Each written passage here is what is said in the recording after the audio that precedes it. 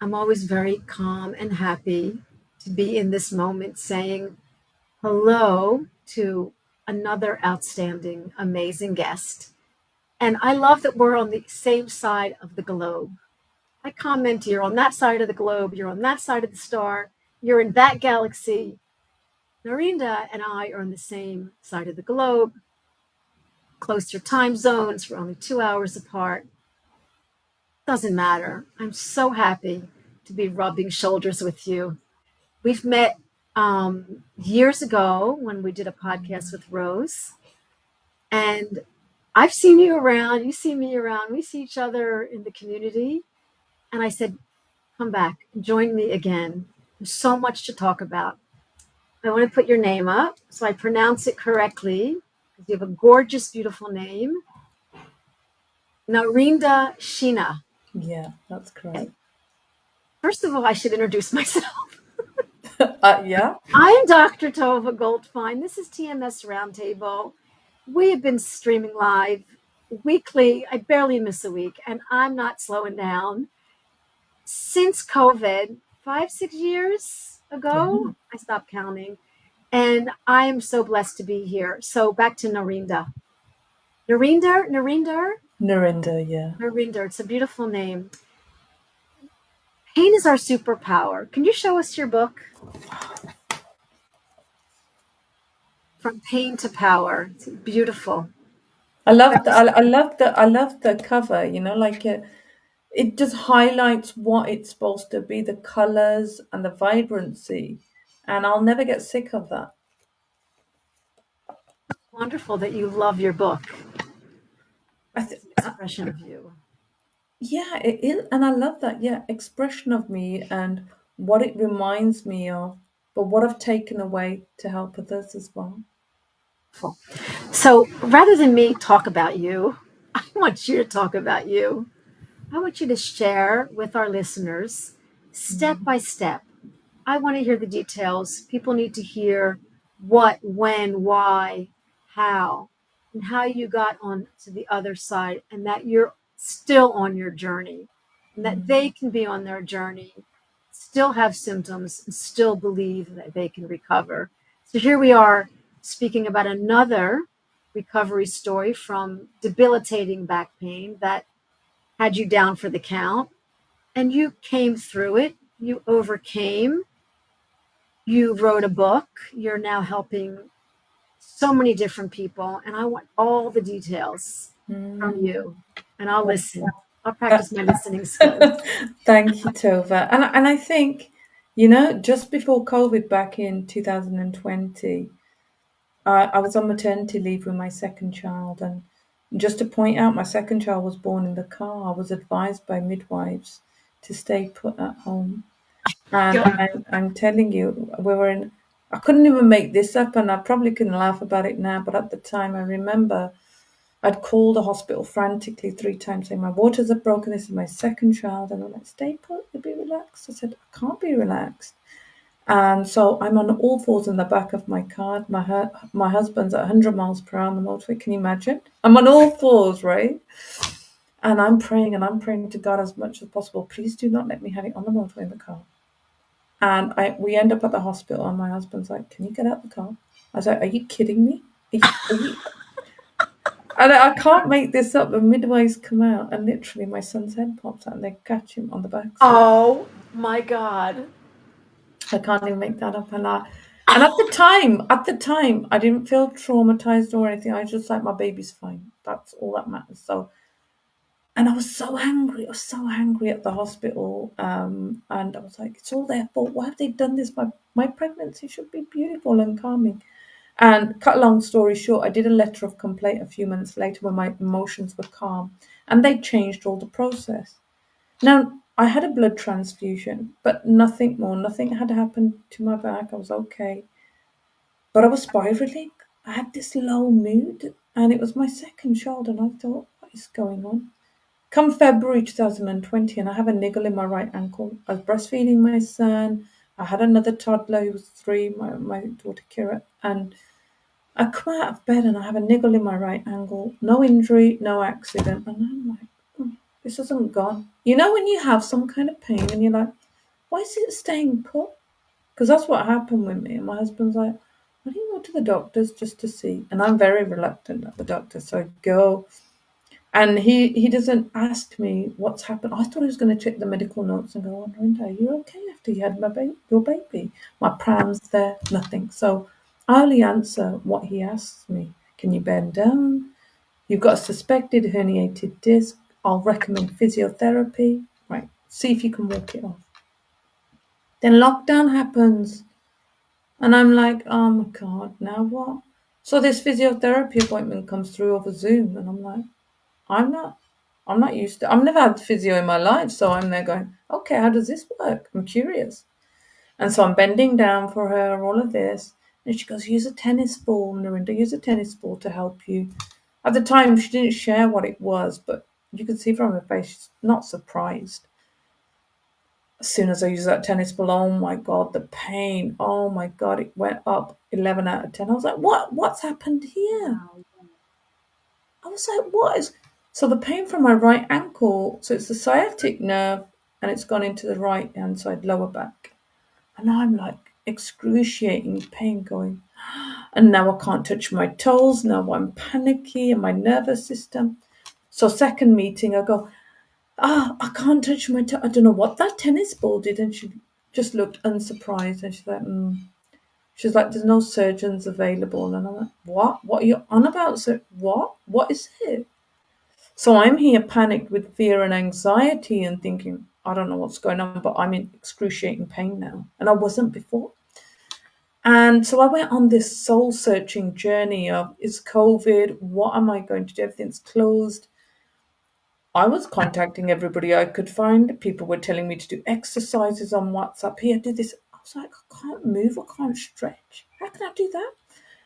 And then I went on Amazon, back pain, and I came across Dr. Sarno, healing back pain. I bought it and I consumed every page, and I was like, oh my God, that's me.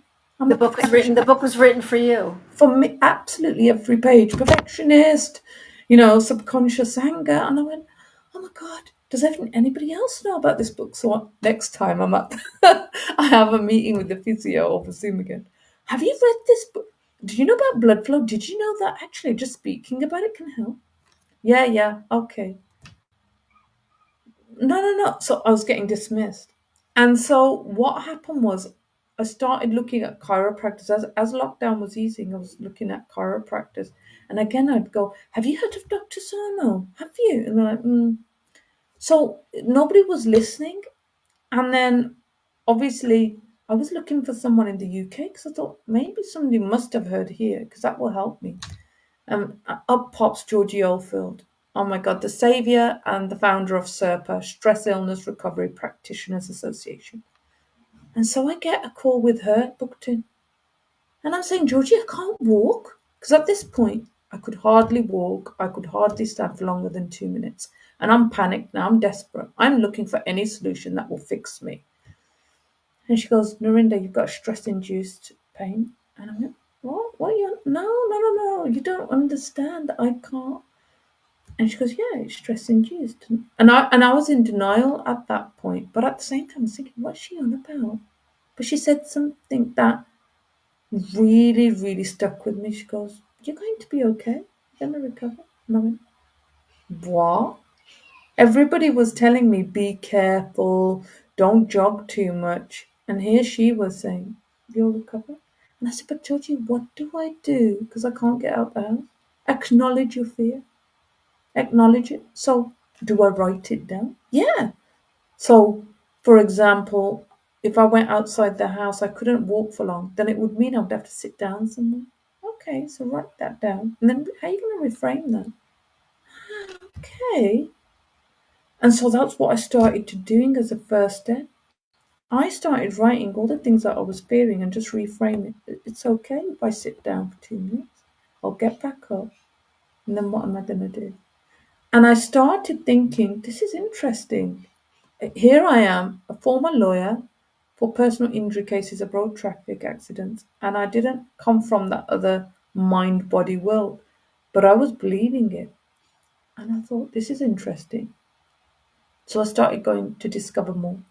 I reached out to Stephen Ozenich, the book, The Great Pain Deception. And if people have read that book, they'll understand, because I tell you some words that he said to me. He goes, if thousands have recovered, why can't you? And I said, but Stephen, the gyms are closed. What do I do? And he goes, good. He goes, don't keep doing. I went, wow. And it was like I needed evidence, evidence, evidence, reassurance, reassurance. So I went into Georgie's Facebook group, and I had been off Facebook for years because I was vulnerable now. I have two young children, and I could not even pick them up. I had to even have my youngest at the time, he was 7 months old. No, it was 10 months, he was a baby, sleep with my husband in a separate room. I could not. I was crying every night, thinking, what's happened to me? I'm broken. These were the words I was using. I'm broken. What's happened? But one thing that Georgie was saying is create a timeline. Create a timeline of where has this started from.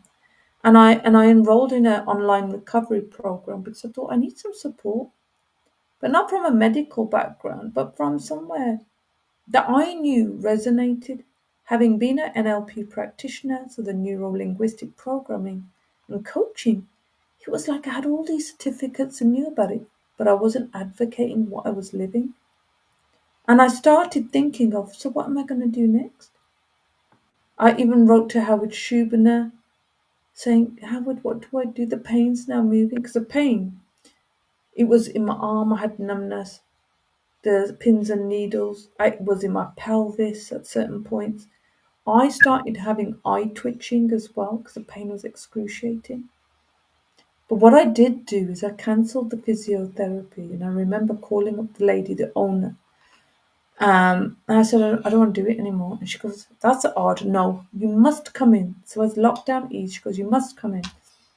She got me up against the wall to do some exercises. And I tell you, the front of my thigh, oh my God, I thought I was going to pass out. It was that excruciating. And I said, but no, Dr. Sarno, ignore that. She said, the surgeons aren't available, but do 100, as many of these exercises as you can. And I thought, no. So after 2 days of doing those exercises, I broke down. I literally sat on the floor and I thought, no. I called up and I said, I'm cancelling. And they go, you're going to be at the bottom of the NHS list. And I said, I don't care. And you know what? Even though I was scared of that, I felt empowered at the same time that I did that. And that was because I had somebody in my corner like Georgie. I trusted her. And I even went for psychotherapy thinking counselling will help. And it does to an extent, but I started to realise actually it's about me. I need to take some steps. I need to do my baby steps. So I started looking at a timeline, and then things kept coming back to me. 2017, I remember going back to work after my first child. She was 9 months old, but my father had just passed away. I spent a year and a half watching him die slowly from cancer, not sharing it with anyone. Being the practical person I was, is right, consultation, medication. We sorted out all the practicalities, and it was as if that was playing out in my work life. My migraines, I was getting them every couple of weekends, debilitated. My brain anticipating, you're going to have to be in bed all day. And that's how I labeled it. And you know what the worst thing was? I didn't even notice that migraines or tension headaches were chronic pain. I just thought, it's one of those things. It's just one of those things. And then I had to go back even further than that. I remember in my early 20s, I was followed off a bus and I was hit at the back of the head while I was on the phone to a friend in a park. And he took some money, and I was face to face with this person, and he hit me again. And I went all the way home, and we got the forensics involved. But I prayed to God that I was alive. That, oh my God, thank you. That I didn't get killed or anything else happened. But then I had to go back further down the line when I was 5, when I'd witnessed, my own mother with mental health. But I'd packed it away, and I thought, I had never really gone back to that moment. And I was that happy go lucky, trying to mesh in with people, but not really feeling belonging, not really feeling like, gosh, I feel empowered and as if I had changed my personality, that people pleasing. Let's not hurt anyone and let me be the good girl. Because if I'm a good girl, maybe everything will happen, it's okay. But I saw that that wasn't good for me and it was going to come out in some way. And that's how it came out. And my children probably mirrored what was going on in a way. And I thought, I don't want to be that one that gets dependent. I want to pick up my children. And so what I started doing was reading and consuming a lot of books. I went on this online recovery, but I thought, well, what else can I do to support my own healing? And I remember I knew what helped a coach. I was a coach, but I was unfulfilled. I was in the crossroads as well with work, so I was on maternity leave. I didn't want to go back to that organisation. I was a legal coach, but the values didn't align. So it was all this frustration that I kept for years, maybe having burnout and feeling like I'm exhausted. What has happened to me? And those migraines were the whispers, and this disc prolapse that I was facing was my final calling. And I remember just before I went to see the neurosurgeon for my consultation, so I had an MRI. Couldn't lie down for 20 minutes, 10 minutes, I was in so much pain. But I remember that I did a little goal setting that I'm going to start a chronic pain tracker. And I remember once I went to see the neurosurgeon, it was over Zoom actually, he point blankly said to me, right, you've got a severe centralized disc prolapse, you need surgery. Nothing further, even though I've had no history of any pain, nothing ever. It's hereditary apparently. And he said, you're going to need surgery. And I thought, no, because I've read about it. And 4 days later, no word of a lie, I had walked more than I had done previously. And I thought, isn't that bizarre? It's as if the brain needs a diagnosis. And I heard that before. all the time. And I thought, well, what can I do? So I needed a health coach. And who do I go to? I found Jeannie Colwyn in an AA. And the reason I went to her, the biggest reason was she lived the pain. She had numerous symptoms, fibromyalgia, chronic fatigue. And I thought, I need your support and I need the momentum. And one thing she asked me was, Narinder, when do you get goddess hour? And I said, what? What's goddess hour? She said, time for yourself, that self-care piece. No, I'm at the bottom of the list. Well, you may carve time out for you. And so I started to fight back. I was like, this pain is not gonna do anything to me. And I think the biggest turning point was when I read everything, Howard Schubiner telling me to everybody else, it wasn't dangerous. It's not dangerous. That means even if I'm in real pain, carry on. I'm going to interrupt you. How did you come to terms with the surgeon saying, when you have a prolapse, is not a herniation. Prolapse is a little bit deeper depending on it's like the jelly's bulging out of the donut a little bit more to the nerve. So you have a prolapse. There's no reason, there was no trauma, there was no impact. I mean, you being on all fours in the back of your car is actually a good position. There was nothing I can think of as a chiropractor that would have herniated the disc. But still, the doctor says you need surgery. So how do Mhm. you meet? You need surgery from the medical doctor to like that. This is in my brain, and I'm not in danger. How did you Well, like? what I did beforehand, I reached out to Georgie again, actually, And I said, look, and she goes, you can go for this consultation, but I'll tell you that I'm going to tell you one of two things, if it's spinal injection or surgery. But she goes, read the nice guidelines. She goes, you can, have that belief that actually it doesn't matter, giving me the evidence. So MRI scans, that you can have this degeneration from, is it your 20s onwards? And I went, okay. And she said, don't worry, have your consultation and come back to me. Don't show me any scanning, but just tell me what the advice. And it was that reassurance piece. It was actually seeing other people in my Facebook group who have told me their symptoms and what they've recovered from. I was like, no. And that was the most important thing, having other people who were real. It wasn't make believe. I was watching all the videos that were available that actually there's too much evidence here for me to believe that actually surgery is the option. And I think that's where I got that confidence to go, you know what? I'm not going through with it. And I trusted myself. And then having the health coach like Jeannie really embedded that. And there was a point I went to three chiropractors in my desperation. And the second chiropractor wasn't a conventional one. They're called McTimony chiropractor.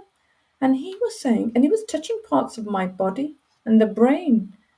Obviously, the neural pathways are misfiring. So the pain was felt in different areas. And I went, And he said to me, I've never recommended surgery for any of my patients. And I said, that's strange because the physio is talking about surgery. So I was confused. But I kept on piecing together all the things that people were saying. And then I was making my own judgment. But I had to trust myself. That was the biggest piece. But I'm a big believer in God and the higher purpose. If people don't believe in, I thought I am going to get some faith here. And every morning in my pain, I thought, and Joe Dispenza's meditations. I'm sorry if anybody loves Joe Dispenza. The what happened was my thoughts, that time and space were amazing. And for people listening right now, I'm not saying what the best option is for them right now to do that, but I did it with the guidance of other people. So not just Georgie, but the people who have recovered, how they recovered. Knowing that it was safe was a really big game changer. Knowing that actually, if you've got chronic pain, it's there's nothing wrong with you. It's just the oversensitized nervous system. But it's not our fault either. It's just what's happened. So I started thinking, well, let me test my body as well. So moving is important, but really calming the nervous system. And one of the things I started doing, because what people don't, and people will get this, if you've lacked sleep, your mood is already low. So my mood was awful. I was sleeping on the floor. And I thought, gosh, what am I going to? I need some inspiration. I need to do. And I was really on Google all the time. We're socially isolated, which was a good thing in a way as Yeah, well. yeah, exactly. Because family and friends will go, oh gosh, look at you, look at you. But in another way, I didn't really reach out to people apart from like the people in Serpa and reading my books. I didn't share it because I felt shame. I felt embarrassment. I felt, what am I going to tell people? They're going to see me like this? And that was a big thing. So I felt like hiding away. But what I started doing was getting a neighbor to help me walk with me, even if I stopped. And I also started thinking, well, what else can I do? I think we've got to try and find inspiration from wherever we can. If people, if you're listening to that and if you don't feel like you've got friends or family who are supportive in that environment, who are the professionals that can support? Are there neighbors? Because I think sometimes you've got to widen your net. Such a good point, Narinder. It's such a good point. Um, we're so in need of help, and yet we we don't ask because usually the people are the givers.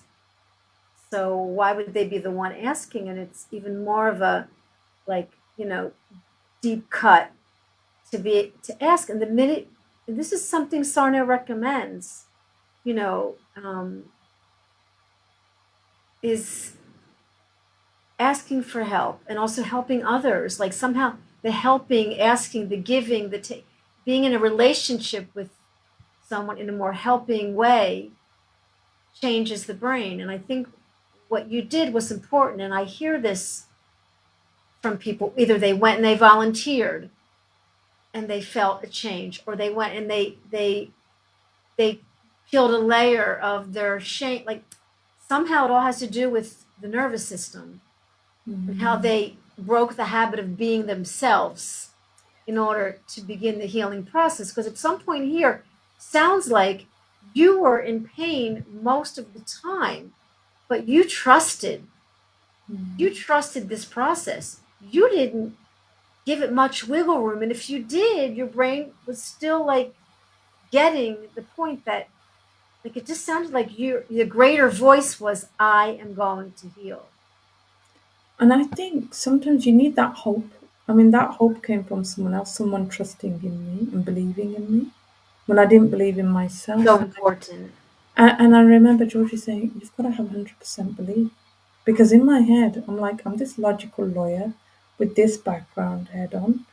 And then here she is, like, I'm believing a person I don't really know, you know? But then slowly I started piecing it together. And the first step is awareness for me. Like, what is our understanding of pain? What is our relationship?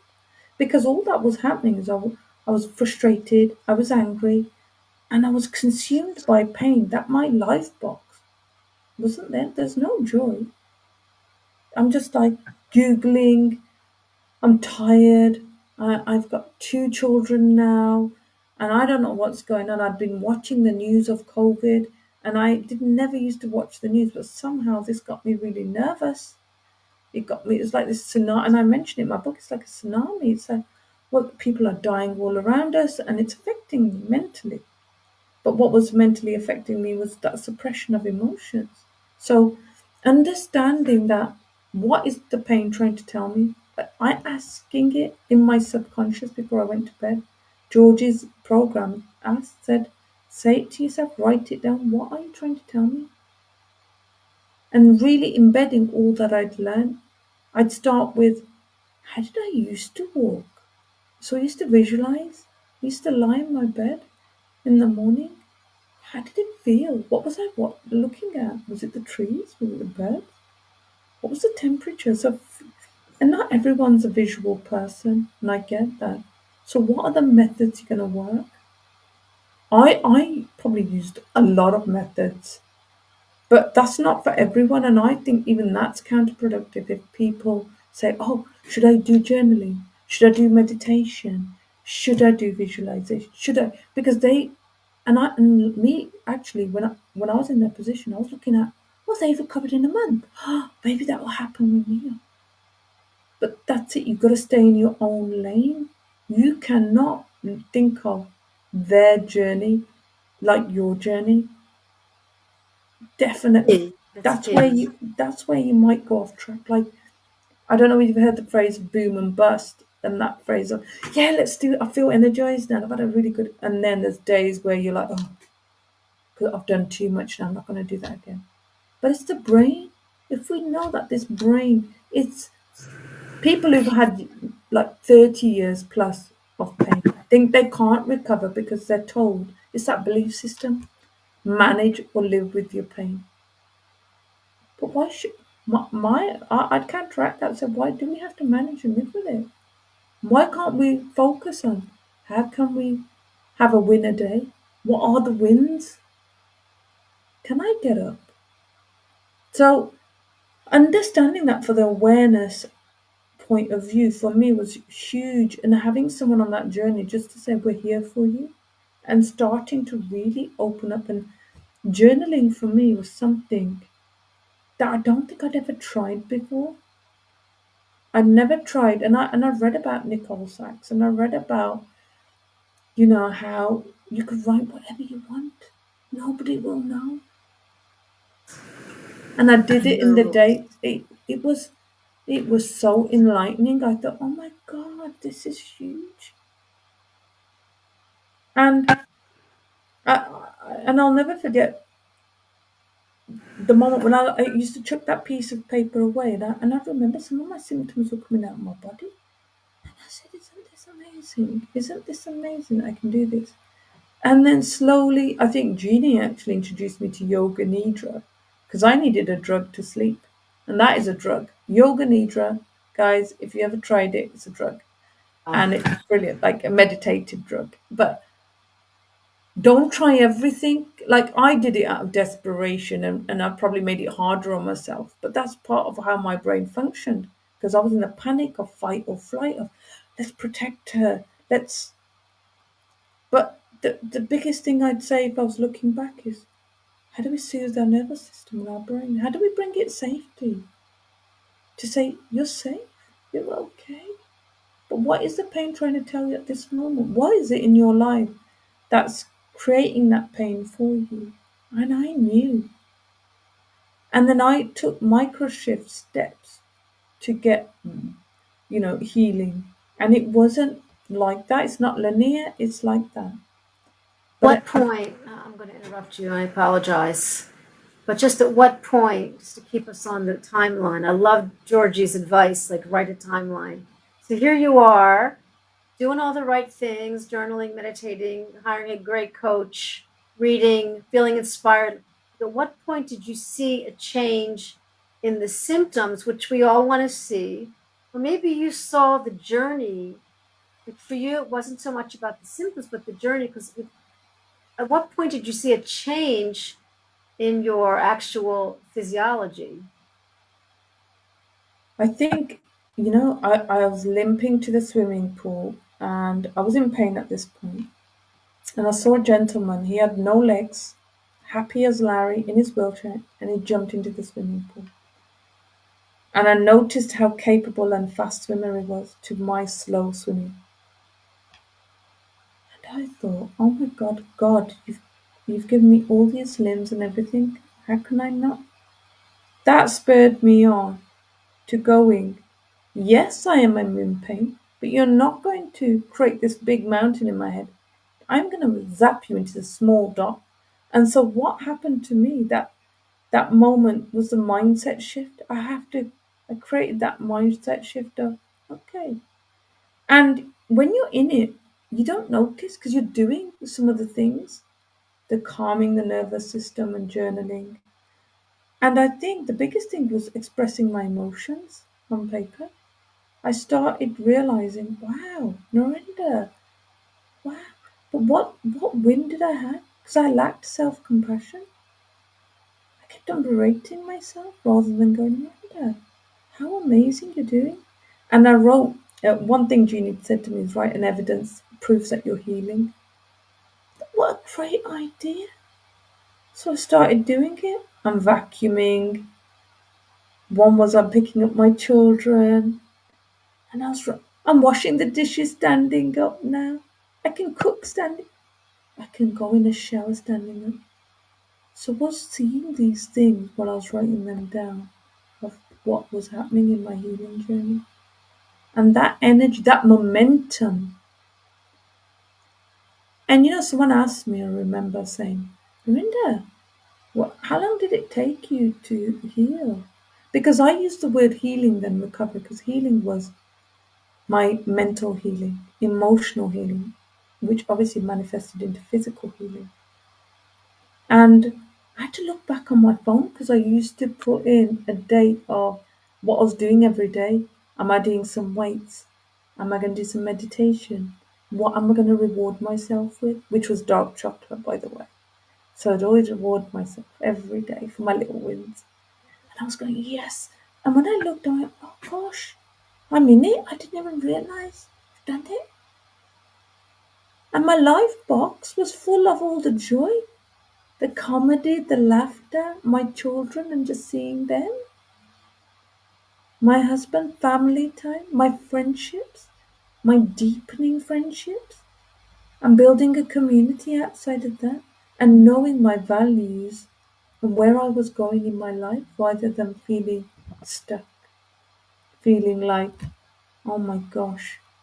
So I think I think that realization comes afterwards when you're in it, because some people are so focused, you don't let go.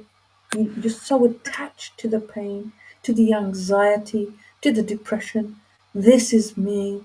I can't and I won't. Don't you understand? I hear so many people label, I've got fibromyalgia. Okay, what are you going to do?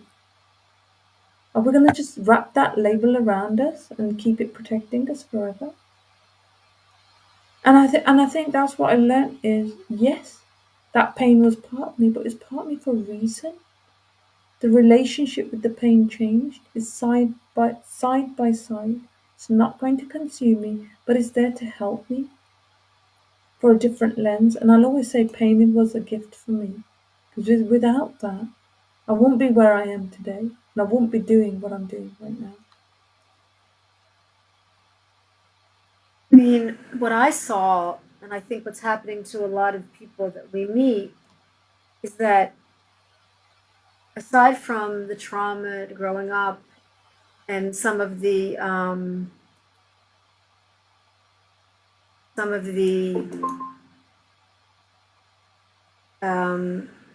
symptoms as a young girl and the relationships, I saw medical trauma, the hospital, the baby, the way the physical therapist, and I'm not against doctors. I'm about medicine is important. We have to put medicine in its place when we're experiencing neuroplastic pain and when we've come from a medical model that didn't give us what we needed. Rather than be angry or bitter or feeling rejected, we have to understand, but you had their medical trauma, people not really treating you, but your symptoms, and they did the best they could, even the chiropractors. So it sounded like that kind of kept you further in the abyss for a while. And I'm not sure, like, that's what I saw as you were sharing. But then you somehow met that trauma, and you're like, wait a minute, I'm not going to blame them, even though they didn't do like you didn't. I'm not getting anger. I'm getting more fear, sadness. Like you took your lawyer mind and you really served yourself. Said, how can I figure this out? Because we meet smart people in this field, and some lawyers are just tripping up on themselves because they're in this like why, and you're just like, curious. I'm curious. I'm curious. So talk more about how that curiosity set you free. Yeah, curiosity is a big one. And I'd say in life, always be curious. And I think with a lot of lawyers, I don't know about other professionals, but you can have this ego. I know best. I know what's right for me. But I didn't. I had to accept that I don't know. But I'm going to learn now. I'm really going to learn. And having been a neuro linguistic practitioner, I started putting it in practice. The neuroplasticity you talk about. I started working with repetition. Brain, you are not going to overcome me. I'm going to help myself, but with the tools and resources that were available. I even subscribed to Curable app, and I remember that they said, talk to your brain. Go on, get the pain to heighten. And we have this big fear because we assume the brain doesn't know logic to illogical. It just has no difference, there's no differentiation. Wait a second, just correct me. And there's some coaches out there listening, and I'm so happy you're here, Fiona, someone from Ireland that I work with, and Karen, our guest from last week, and Jeannie. Answer me this. Isn't the brain just an organ? Isn't it just a piece of flesh that looks like this interesting thing that we see pictures all over, and it's programmed? Yeah. And we can reprogram it? Correct me if I'm wrong. Please correct me. Of course, you can reprogram. It's like a computer, the glitches. You just had glitches along the way, but people, I remember having a client like this once where they were really on that momentum and getting there. But those glitches were coming back, and those glitches were powerful for this client. That sometimes they're too scared because they're nearly over the finishing line, like, no, no, no.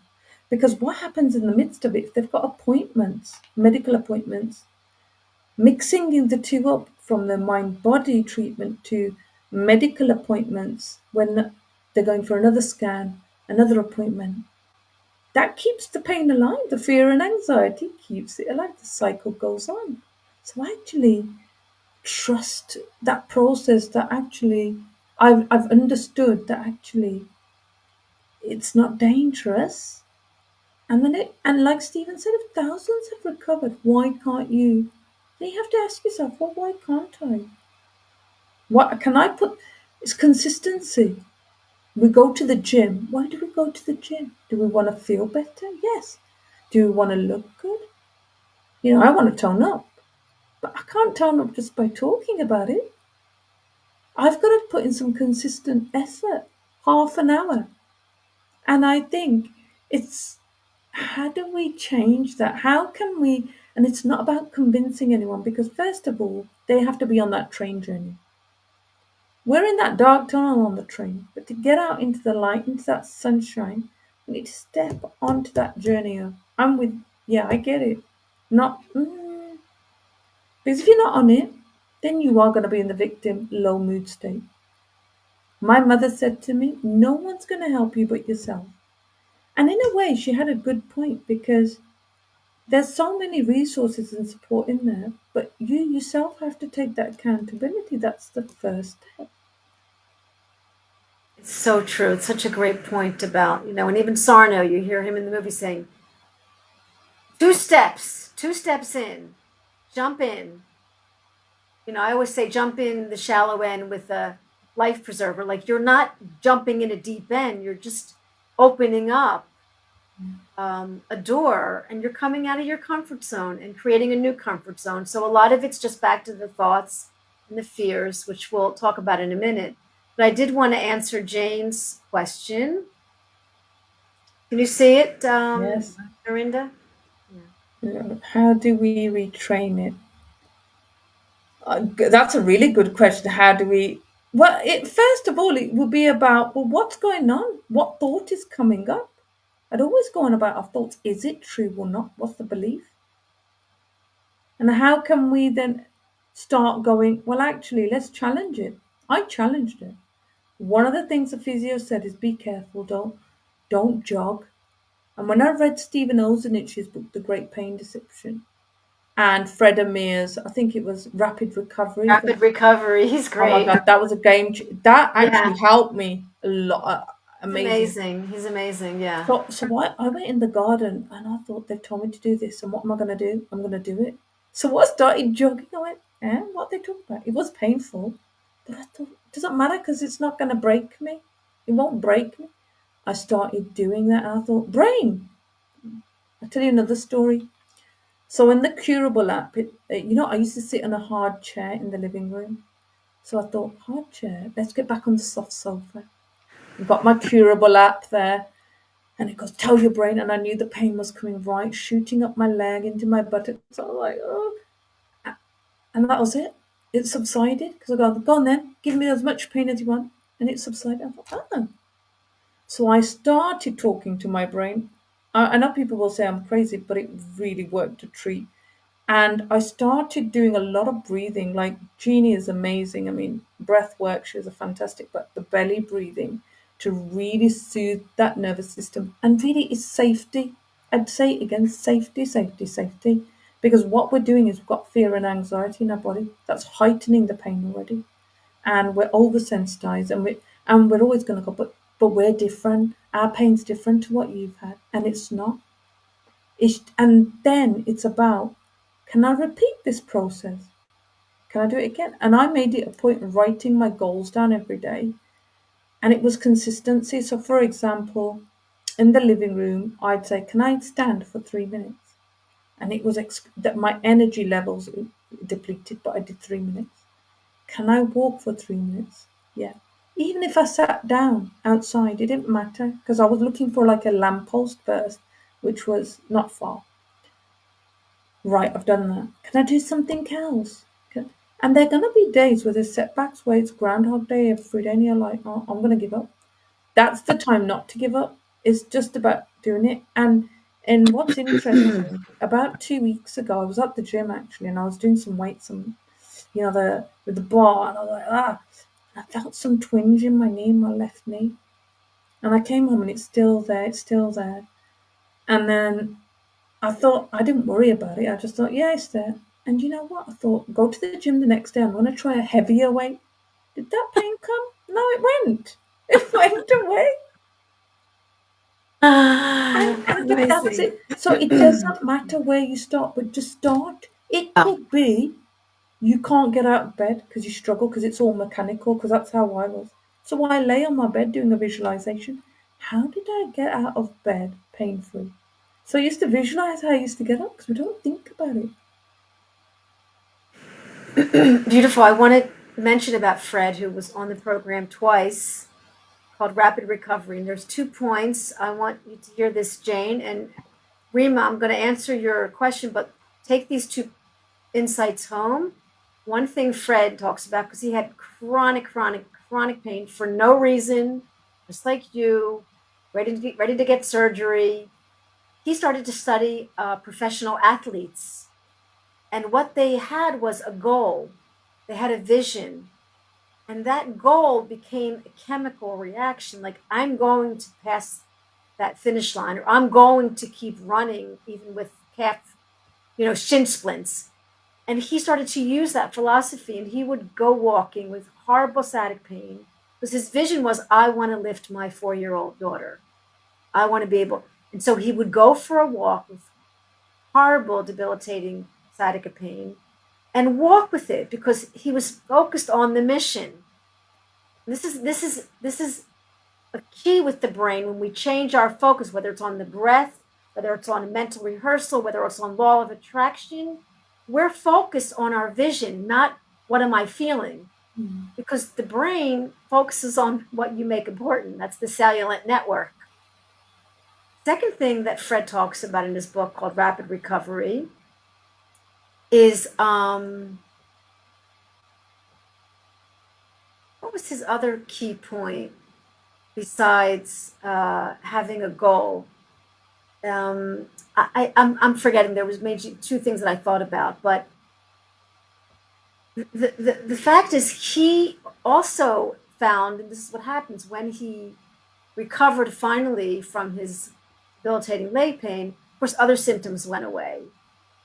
He stopped having asthma, he stopped having allergies, but I feel like the rapid recovery it can trigger us too. Like, nothing happens rapid, but it's the name of his book. But I'll counteract that though, because some can, because it depends on your But mindset. I love to have let's argue. But yeah, because I've met people who've recovered from just reading Dr. Sarno's book. I have.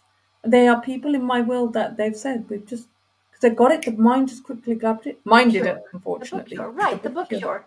And it's okay if you're not having a book cure. Guess what? You have an amazing brain, a smart brain, a deliberate brain, a stubborn brain, and a brain that's protecting you. It's Mm. okay. So I want to answer. Oh, I'm glad that we disagreed. But Thank you. Thank you for Susan, that. you're right about a treat because what I did when I read his book is I created my chronic pain tracker. So I did my journaling, all my emotions.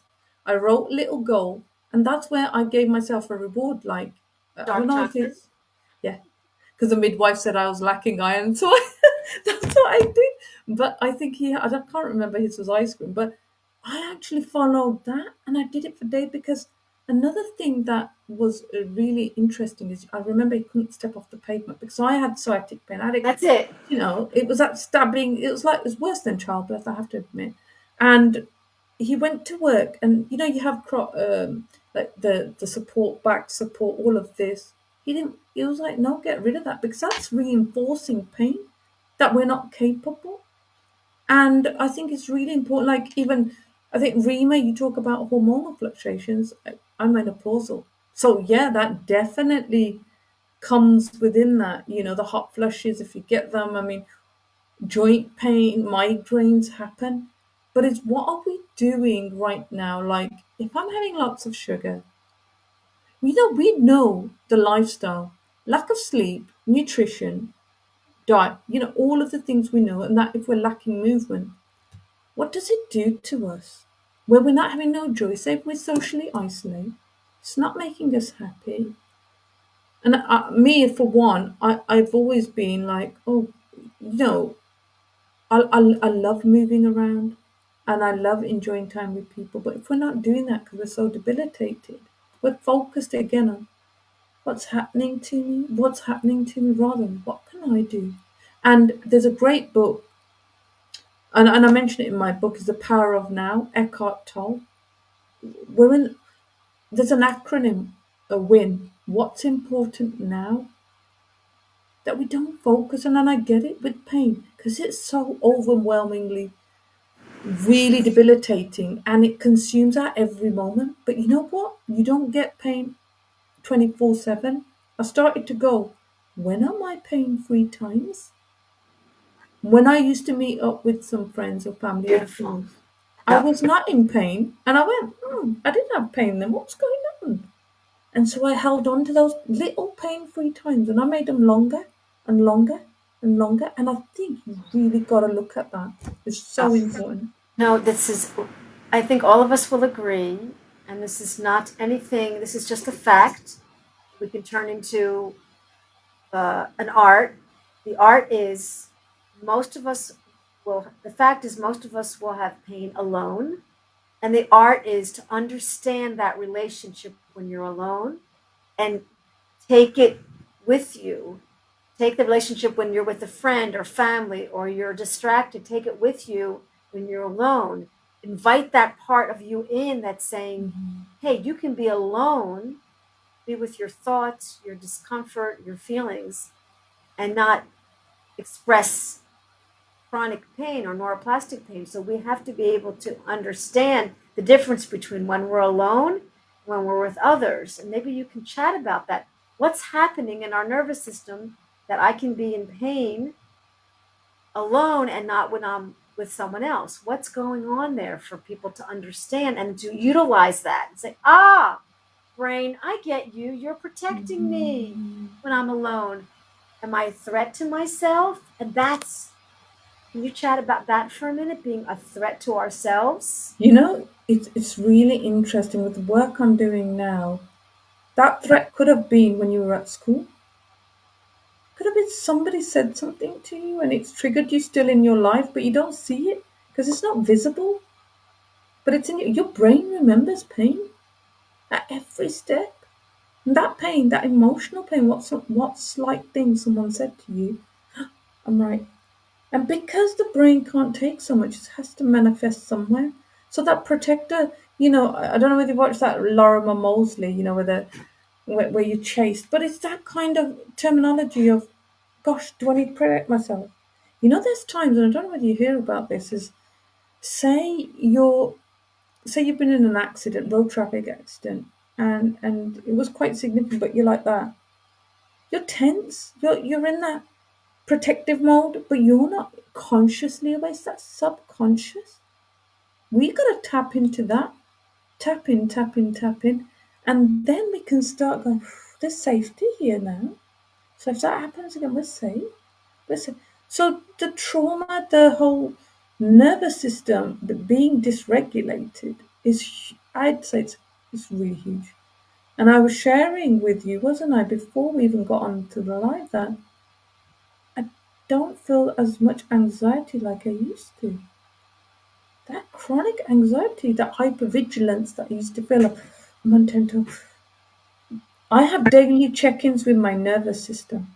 I don't know whether you do that, but I have daily check-ins. And I can tell when I get triggered because it's the tone and language someone uses to me. My environment, it has to be energetically positive, because if it's not, again, my nervous system will tell me. Your body tells you, your energy tells you something's coming up here. But that's why we need to connect the mind and the body, because it's never been separate. Narinder, the goal is, and I think our listeners will agree with me, the goal is not to not be triggered. We're always going to be triggered. We're human beings. We have an unconscious mind, a conscious mind. We have a nervous system. We have a body. We have a brain. We have a lizard brain. We have an amygdala. We will be triggered. We are sensitive, strong human beings in this community.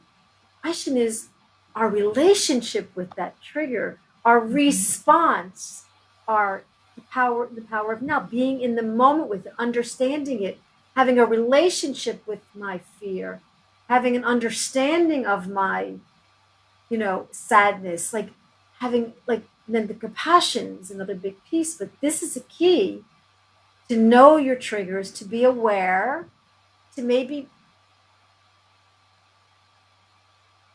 and I think that's part of the many shades of gray that I talk about, because most of us TMSers, we're black and white. And how do we take that black and white, like an artist, and mix it into many shades of gray so we can function like a normal human being and live our life? Because it's, so I, I th- love that you mentioned that.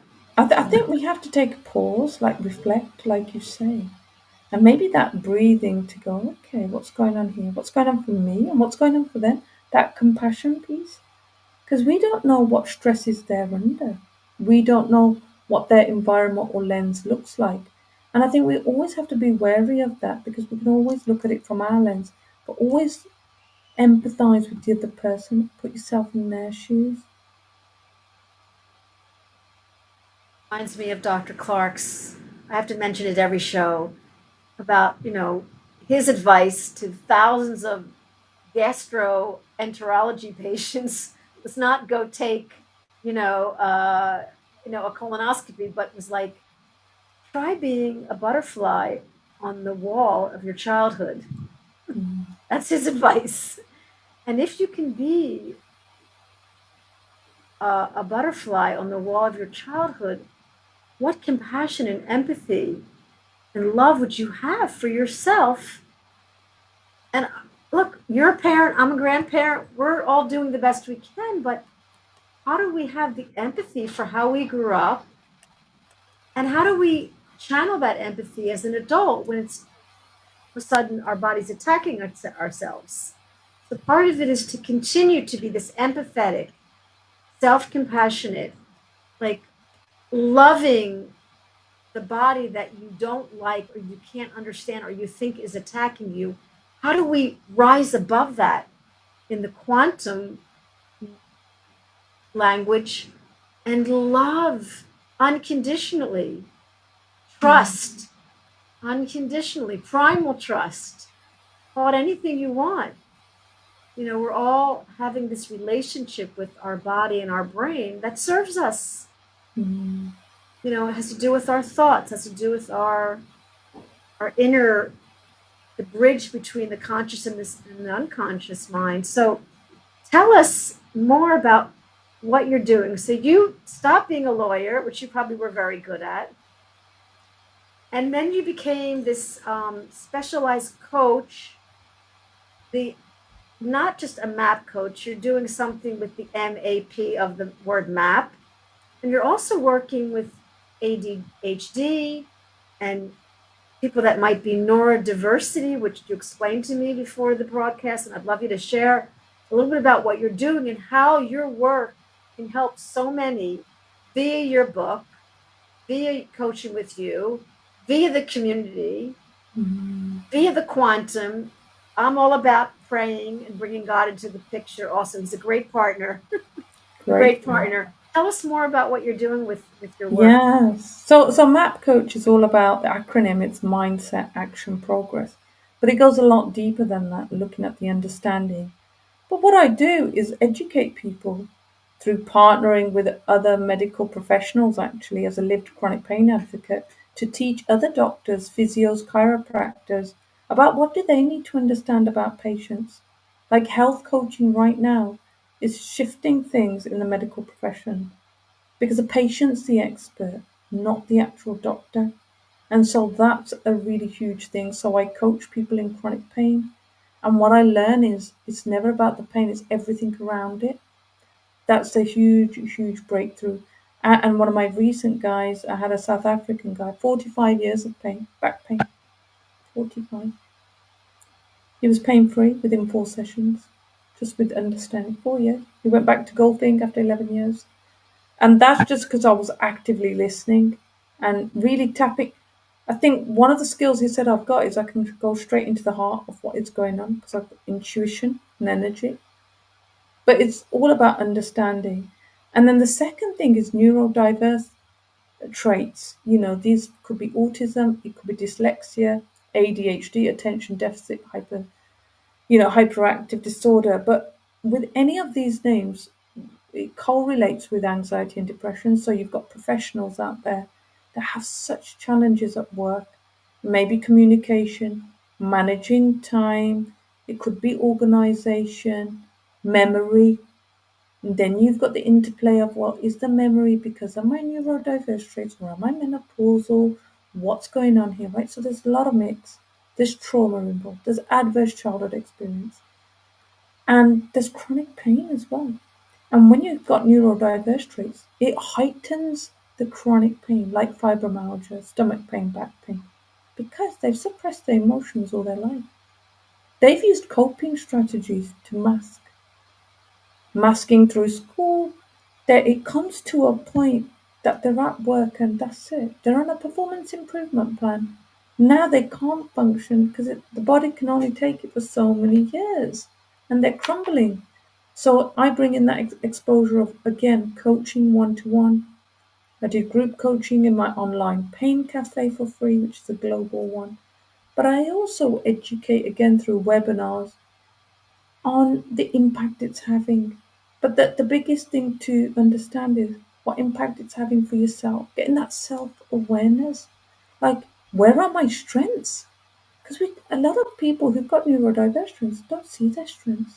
They see themselves as failures. I'm not good enough. There's no self compassion, nothing. I always work on their strengths because it's their strengths that's going to keep their energy, their confidence. And I am good enough. I'm not a failure. It's not my fault.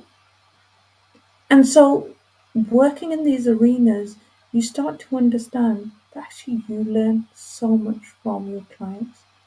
There's always a student and teacher, and I feel like I'm the student every time. I'm not there to advise, I'm there just to listen, actively listening and really getting the best out of the people so that they can thrive and move forward. It's not about staying still, it's about accepting where I am now and how can I make that little micro shift. It could be a reflection, it could be a small little action, but just to help them to go, you're safe, it's not your fault, I'm with you 100%. Really unbelievable. Not a dull moment in your life. I am so blessed. And I think my book, this book has been the trajectory. I'll always recommend anybody who are thinking of writing a book, write a book because this has opened the opportunities for my voice to be shared, like today. But it goes deeper than that. I've had people who have privately emailed me saying, we've read your book because the things that we're doing to help them is not working. But from a lived experience, it's much more powerful because you've got that shared understanding. That shared, but you can have laughter with it. Yeah, I sat on the toilet while I'm brushing my teeth. Did you get that? Oh my gosh, I was lying on the floor as well. Did you get the electric shocks when you sat on a chair? And did you think, oh, there's only one type of chair I can use? Because you get fixated. Oh, the other day somebody said, oh, it's raining, that's why I've got pain. It's not, but our brain wants to create stories for us all the time. We need those stories. We need this. They comfort us for a second, and like and the so chocolate. yeah, and I think peer-to-peer support is powerful. On this online pain cafe, I see this beautiful space, safe space with healthcare professionals, lived chronic pain professionals sharing their stories, and people listening and getting inspired and finding hope. Again, I'll go back to that word, that hope. Because once you've got hope, you'll have belief, and it's such a just watching people transform.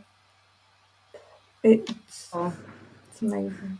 Well, so people can find you on Facebook, on Yes. Instagram. You're in UK. Yes, I'm in the United Kingdom in England, near Birmingham, in Worcestershire. And Okay. I've got a website, mapcoach.co.uk as well. People want to email or get in touch. My book is on there if there's a link on there. But really, I think the golden nugget is, that there's that Tony Robbins saying, and I've got it on my phone, I always quote this. The purpose of pain is to move us into action. It is not to make us suffer. I want to write that. I want to just leave my, wait, the purpose Of pain is to move us into action. move us into action. It is not to make us suffer. It is not to make us.